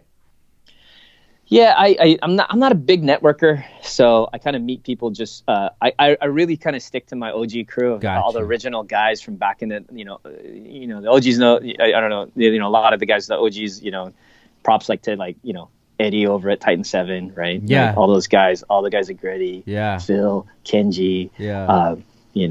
Just Mike Farrar from D Sport, day one, right? And then Mike Kojima, Moto IQ. Those are my the crew and those guys I hung out with.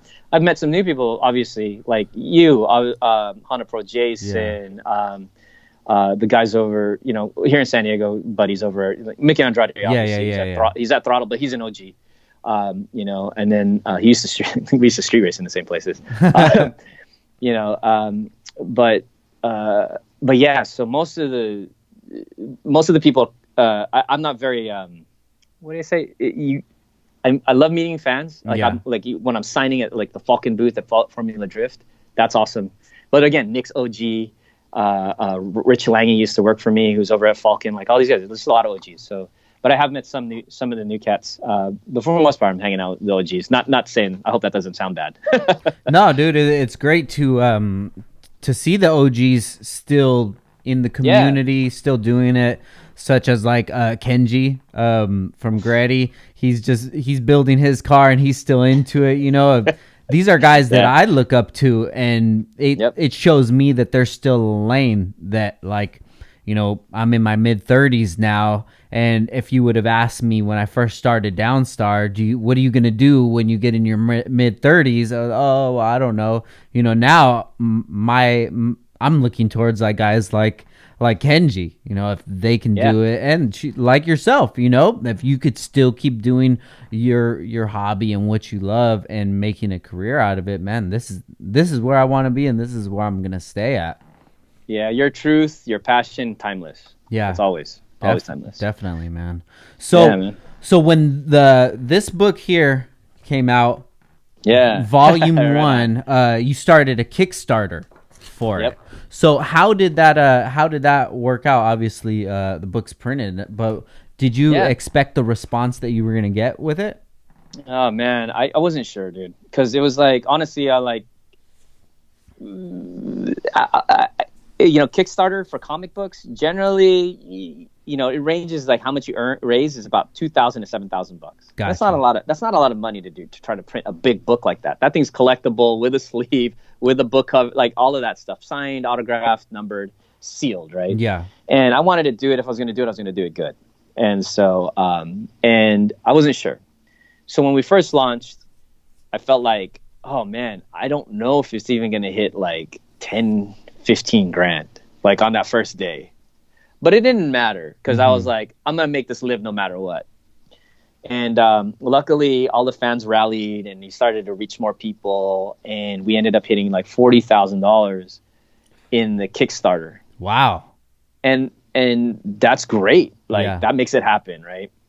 And so in a month, you get $40,000 in a month. I mean, you're basically doing $1,000 plus a day. Yeah. That's legit. That's great. And so I wasn't sure. And so when you put your butt out there like that, you don't know if it's going to get kicked or what. And so luckily we were able to produce it. And man, when I saw those things getting printed, and just sharing with the fans that moment of going, here's the book. It's crazy. Like, it's a real thing, man. Like, I love that. I'm a creator. I love creation, and I love anybody out there that wants to create their own thing, man. It's a beautiful thing when you come up with something and an idea and it actually is executed. And that's an addictive thing. I love it. And I was so grateful. It was a great moment to have a printed actual book. So I guess I could call myself an author for the first time. Hell yeah. On my own book. It's pretty dope. I love so it. they helped make that happen, and then and then we ended up doing the Honda Pro Jason cover version of it. That was just a shot in the dark. Trusted my gut with it, and that was really fun to do. Yeah. Having an influencer on the cover, and I just literally met him at SEMA. Yeah. And I just trusted my gut, God, whatever, and I just like hit up Jason and just turn the FK8 that's on the cover into a yellow one, and ask him if we can make it his car. Would he be down for that? And he said yes. And I was like, okay, let's try it. And it was successful, absolutely, and that was great. And he's awesome, very, very, very cooperative and very cool, man. I appreciate him. Yeah. And he's just very grateful. He's full of a lot of great, appreciation, and I appreciate that guy a lot. And so, anyway, so we did that, and that was cool. And it just kind of bumped up. And overall, at the end of the day, the total volume ones we sold is like over $80,000 in volume one. Whoa! Congratulations, man. That's awesome. No, I appreciate you. Thank you. And it's the fans. It's thank you to them. They've stepped up. And then now we're in volume 2. It took us a month to raise 40,000 the first time. In our first week, we're at 37,000. So it's just the fans stepping up. They're the ones that are making this happen. And I'm like working for them. Like I'm not, it's like whatever they want, I'm willing to do. Let's go. Let's get crazy. But I'm not doing this by myself. And so I have a lot of credit to give. And then also my team, my family, and everybody that's been supporting us. Yeah. And so, it's been a wild ride. Very cool. So it's just started. That fast forwards us to volume 2, which is the Kickstarter's up now. So let's talk about that. Yeah, so volume 2 is the continued storyline. The original volume. The original volume 1 is the first 4 years, 150 pages. So you not only do you get the comic, you also get extra pages of art and all these other things I've never published before.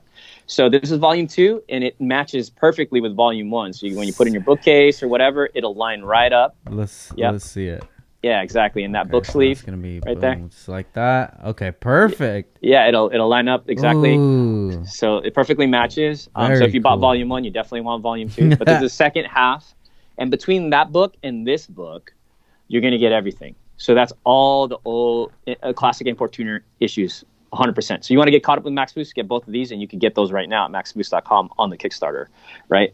And so, and then this story is just basically, continued story. And then in here, I think I mentioned earlier, there's some other new behind-the-scenes stuff in here, the original pages, the original artwork that I've submitted that got rejected by Turbo Magazine, some other photos, fan stuff in here. We're going to have some fan art stuff. Really just wanting to have fun and do some fan service. And it's going to be the green cover version.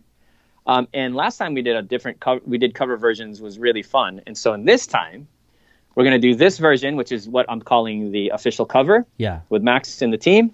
And then we're doing something called an influencer and friends cover, which, you have been invited to be on. So, so it's a very hand-selected people. I'm doing a cover where I'm going to draw, all the influencers,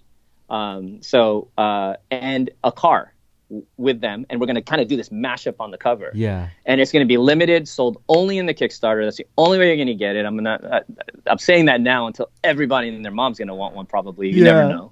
So Frank's going to be on there with his car. Hell yeah. Right? And we're going to get him all mixed up. So people that are on the cover right now are going to be Dayo Shihara. We've got Matt Field, both Falcon Pro drivers so far. We got Mickey Andrade, who was actually on your show. And he's going to have Courtney Day in his car with him, right? So a lot of people know Courtney Day, his fiance, in his Bad Apple RX-7. We got Honda Pro Jason. He's back on board.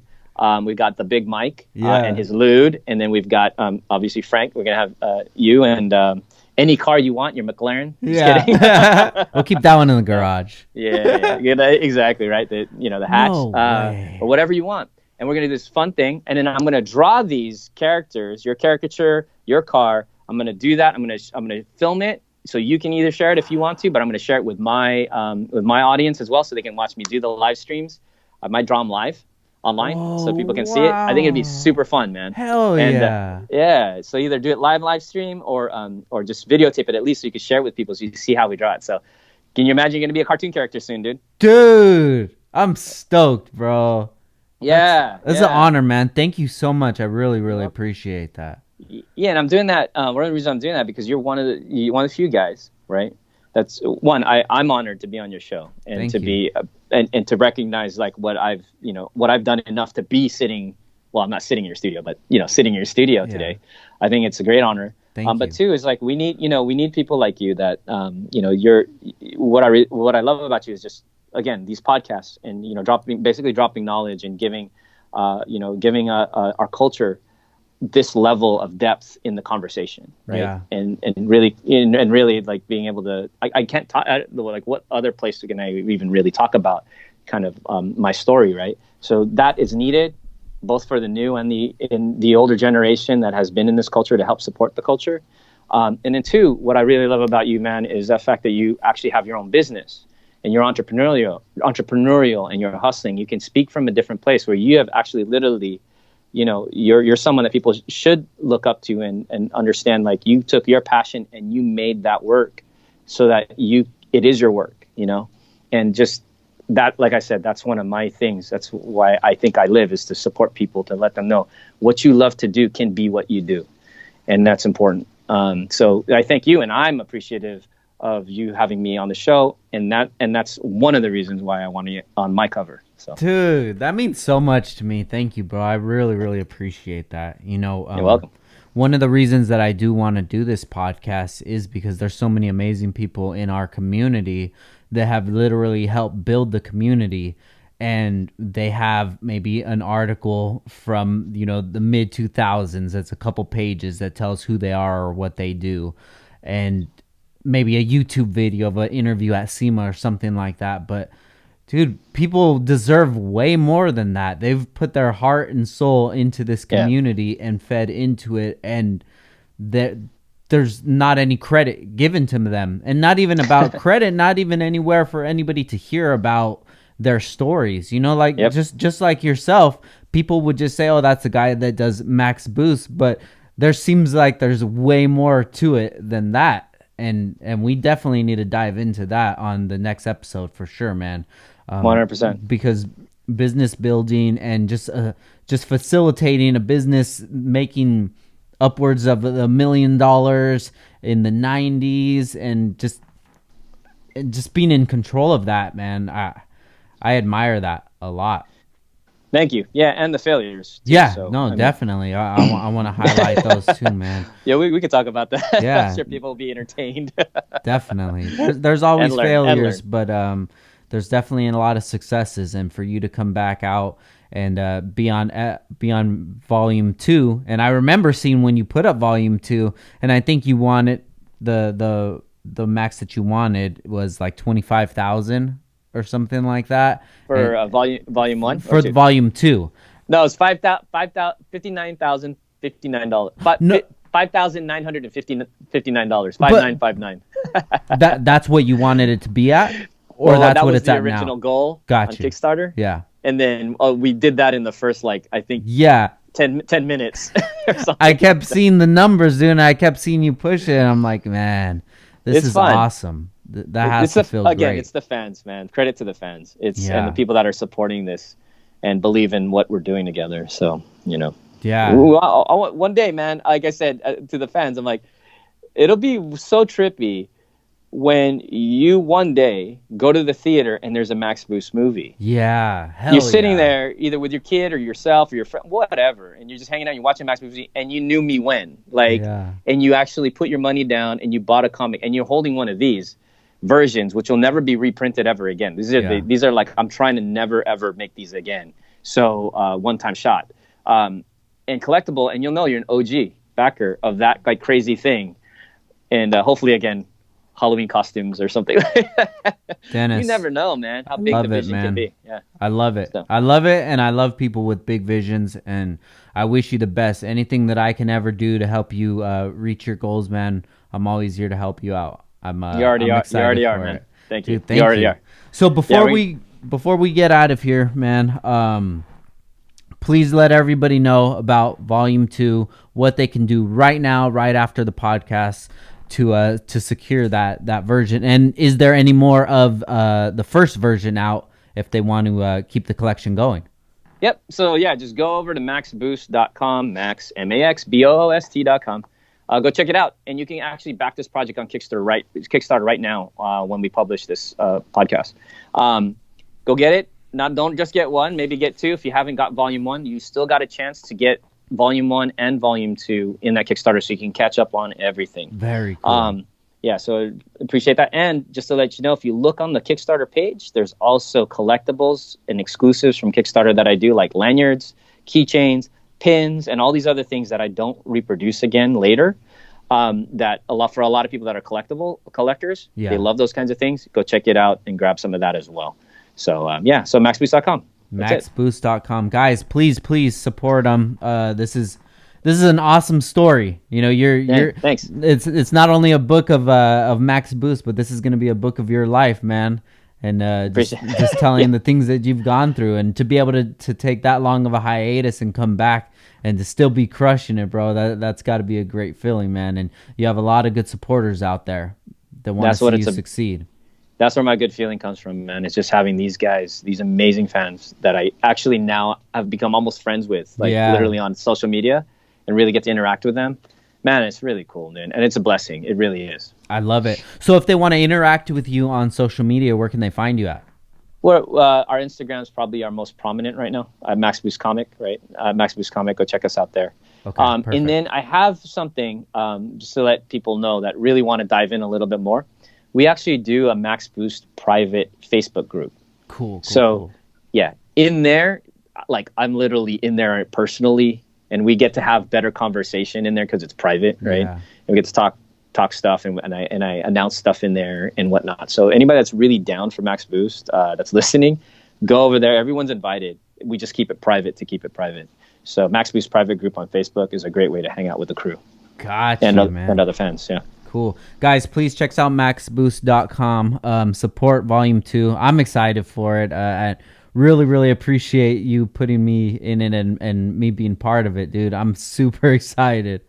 Right on, man. Dennis, thank you for your time, bro. I really appreciate this conversation. You're welcome, and thank you for doing what you do, man.